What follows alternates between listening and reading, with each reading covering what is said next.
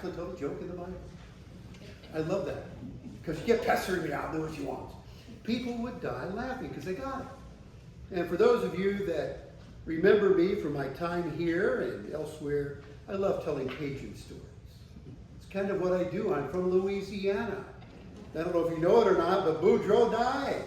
He left an estate of $100,000, all to his wife Clarice. Now, he had a buddy named Thibodeau who needed a boat. And Thibodeau said to himself, man, that insurance policy that Clarice got, surely Boudreaux would want to buy me a boat out of it. So right there at the cemetery, old Boudreaux goes to Clarice and says, hey, you know, my buddy would want me to have the boat at $10,000, and you got yourself $100,000. Surely you could spare a little bit of that change. Well, she shook her head. She said, no, Thibodeau, you see, I ran out of that insurance money. I don't have it no more. Thibodeau shocked.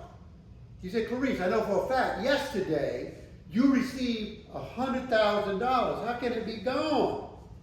She said, well, yeah, I got the $100,000, but Tim, it'd be like this. You see, the funeral cost me $10,000 with that famous organist from St. Paul's in Fort Mill. And I made a donation to that Fort Mill church for $10,000. And then we had $500 for the crawfish to pay for the wake.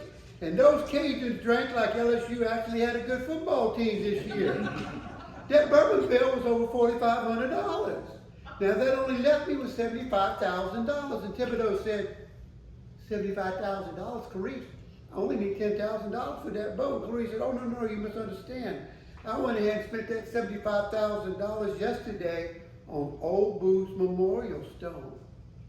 Thibodeau was shocked. He said, $75,000 for a rock? What in the world? How big is that memorial stone? She goes, right here, 4 carats.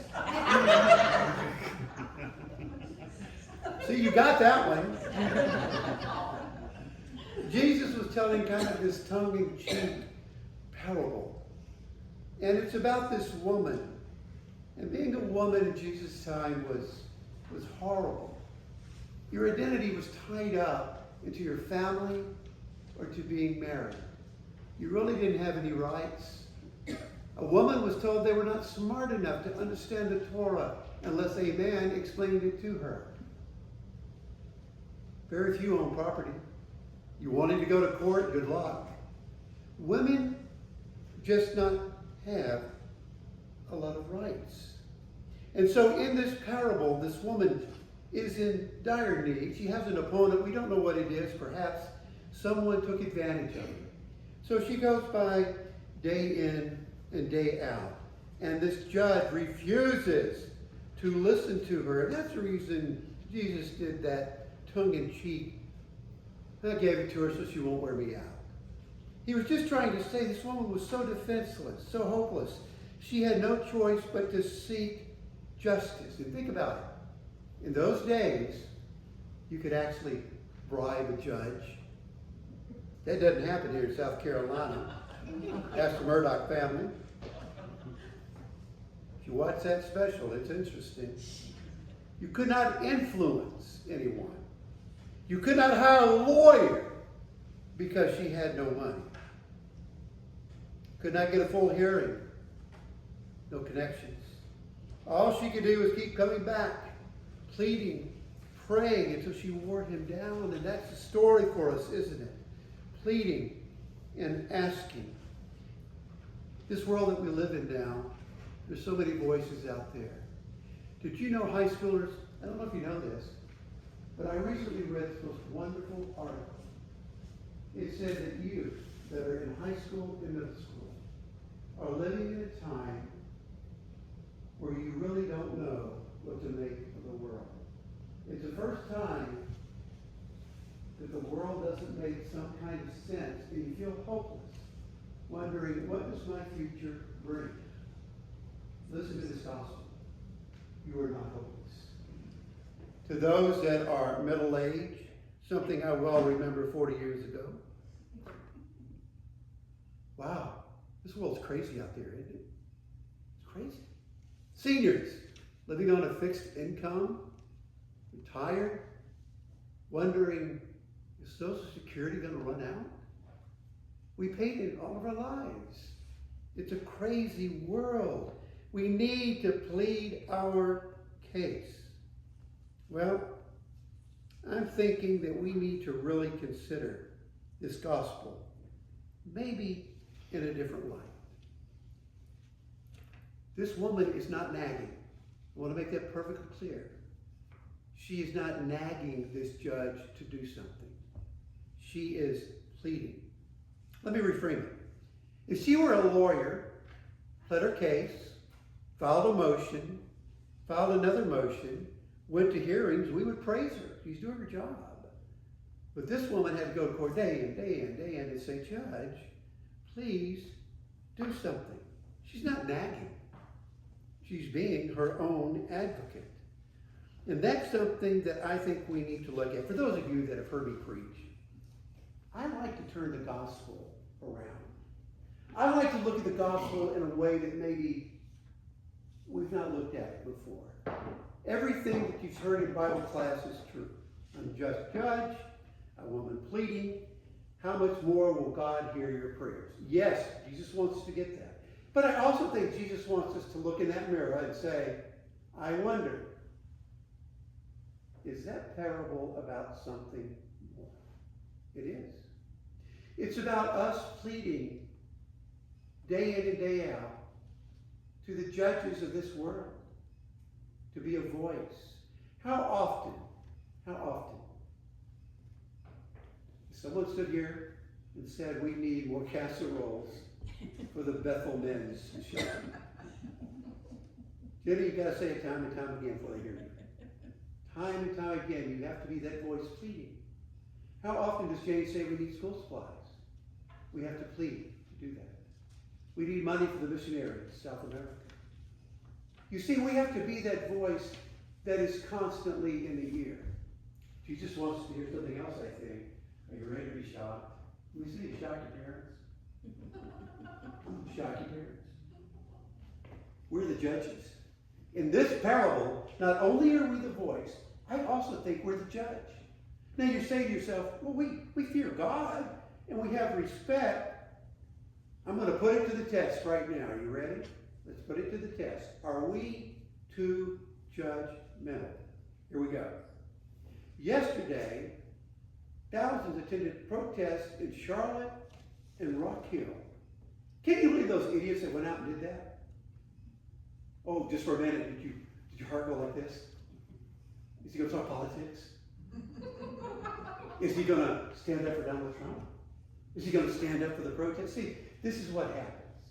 The moment I said something, inside us, that judgmental quality jumped out. It did. It jumped out. This is how we're made. I saw a survey that said that our country is more divided today than in the history of our country. Think about that. Half the people are out there protesting, the other half are going, what in the world are they doing? And both sides are judgmental. Dug in, right? I wonder how Jesus would handle that situation. I bet he would say, wow, you have a different view than I do. Let me hear where you're coming from. I'm talking about both sides. See, I'm really neutral. I'm kind of in the middle. Well, maybe I'm not, but for today I am. And asking, tell me why you feel the way you do. You see, the judge never did that. The judge dug in. That's a judge. And the voice is saying, please, please hear me. And I think that if we did that as Christians, wouldn't we be a better nation? A better people?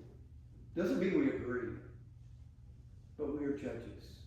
And I think that Jesus in this parable is saying, we are also the woman saying, hear us. I am a voice for the oppressed.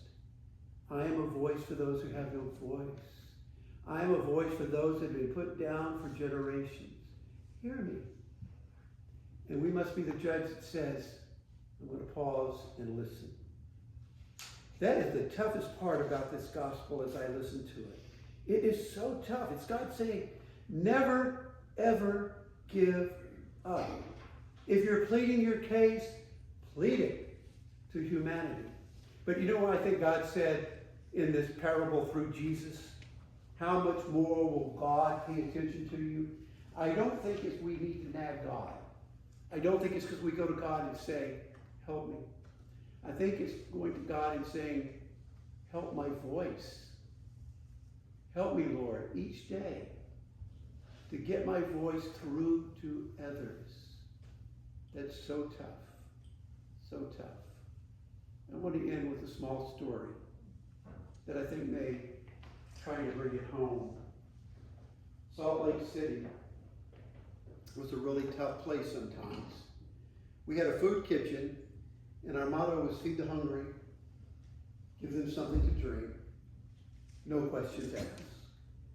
And we had a separate building, and every day we opened it up for groceries. 30,000 people impacted in Salt Lake City. Did you know the Latter-day Saints Church supplied 80% of the food that went through there and helped us with money? The Episcopal Church did the majority of the money. And surprisingly, what went through there, we never asked, were you documented or not? All we asked was, are you hungry? And here's the story I wanted to tell you about the judge. One of our biggest contributors who gave us around $10,000 a year, cash, to run it, came to me and said, Father Ray, you will not get another dime from me. And she was furious. And I said, why?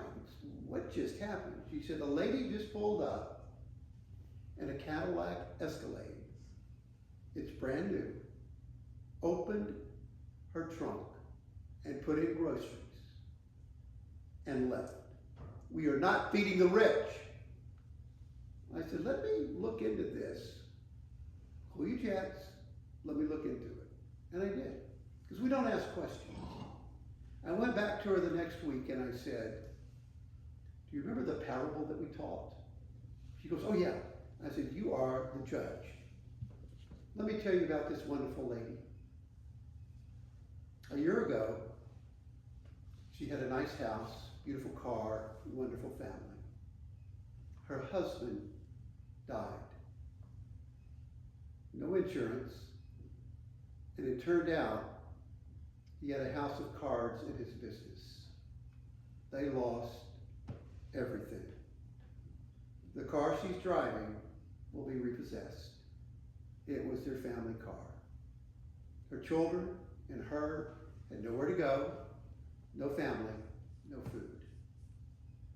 She came in the only vehicle she had, which she would not have much longer, to receive groceries for her family. And I looked at her and I said, check please. You've never seen a woman cry as much as she did. She said, tell my story. I was so judgmental, so judgmental. I never thought to ask her, what is your story? Something to think about, isn't it? Amen.